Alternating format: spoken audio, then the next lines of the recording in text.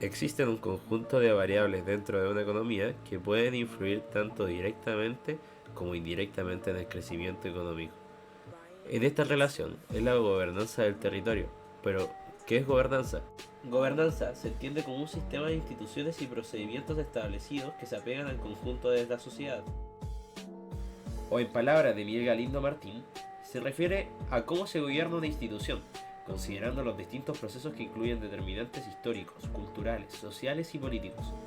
Y en el otro lado de esta relación, como objetivo principal, el crecimiento económico, que se presenta como el alza de la producción de bienes y servicios de un país tras un periodo de tiempo determinado.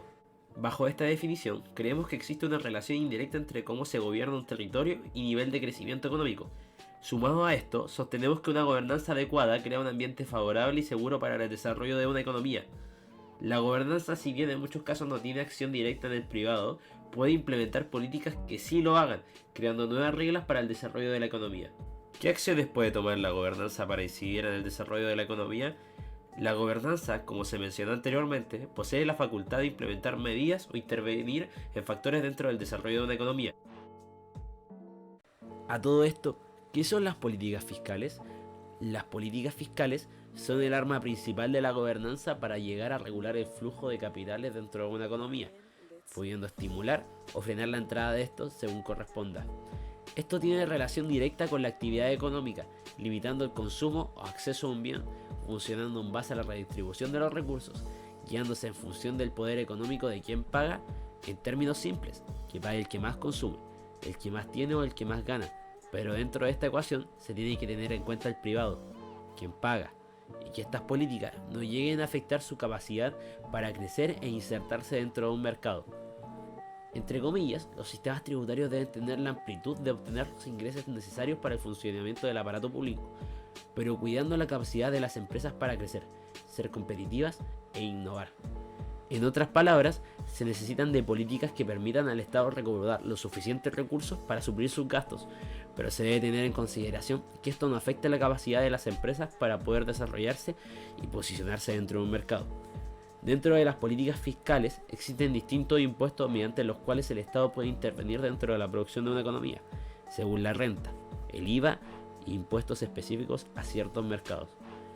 Diversos estudios exponen el alza de estos impuestos e incurren en una baja del PIB.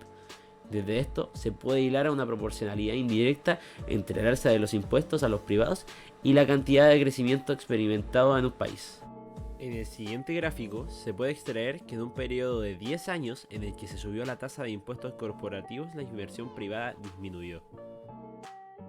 Dentro de las acciones que toma la gobernanza para incidir en el desarrollo de la economía, se encuentra la estabilidad política.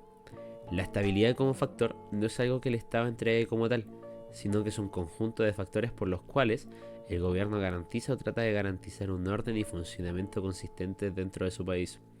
Un determinado sistema político es estable solo si en los casos vinculados con el ejercicio institucionalizado del poder, sean estos normales o límites, tiene la tendencia de reaccionar de forma tal que sus cambios son una explicación eficaz de su regla de reconocimiento.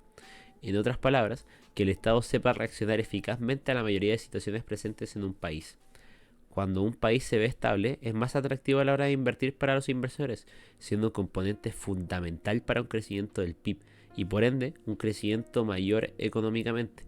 Por el contrario, en países con entornos políticos más volátiles, es más difícil que los inversores estén dispuestos a destinar capitales dentro del país, puesto que los inversores se ven más confiados respecto al rumbo que pueden tener la economía del país al que van a invertir. Además, esta inversión resulta ser mucho menos riesgosa. Menos riesgo significan menos interrupciones en la producción, el comercio y la inversión.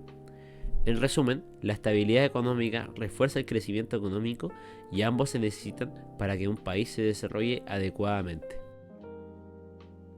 Dentro de estas acciones se encuentran los incentivos para invertir dentro del país. En algunos casos, los países adoptan medidas para incentivar la inversión de capital dentro del país. El ejemplo más importante de esto serían los tratados de libre comercio. Estos pueden estimular el crecimiento económico al mejorar acceso a mercados, atraer inversión y fomentar la competitividad. Sin embargo, los efectos pueden variar y es importante tener en consideración los impactos negativos que esto pueden llevar consigo, como es la desigualdad y el desempleo en algunos sectores vulnerables. Esto mejora la conexión con otros países y facilita la entrada de capital dentro del mismo. Otra medida que se usa para incentivar la inversión externa son incentivos fiscales, donde el Estado otorga ciertas actividades como reducción de impuestos o exenciones fiscales para empresas que inviertan en zonas donde el gobierno considera importante para el crecimiento y seguridad nacional o el desarrollo sostenible. De esta manera hace que resulte atractivo para la inversión externa. El objetivo que se quiere lograr con su instrumentación es el desarrollo de zonas que presentan características de ventajas naturales, sociales, económicas con otras del mismo país, la promoción de exportaciones, la industrialización, la generación de empleo, el cuidado del medio ambiente, la transparencia de tecnología, la diversificación de estructura económica y la formación de capital humano. En pocas palabras, el Estado entrega recompensas para invertir dentro del país, ya sea de forma general o en sectores específicos. Finalmente, se puede comprobar fácilmente que la gobernanza posee acciones en los mercados, influyendo en el entorno de los mismos y en la acción económica en sí, pudiendo afectar el crecimiento económico. Sin embargo, debemos recordar que si bien el crecimiento económico es el objetivo de la gobernanza en este ámbito, no es el único y no solo se puede guiar en sus acciones pensadas en este.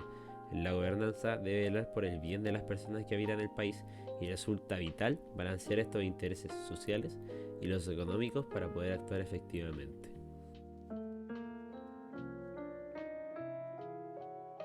Con esto llegamos al fin del video. No olviden preguntar si tienen dudas y espero que haya sido de su agrado.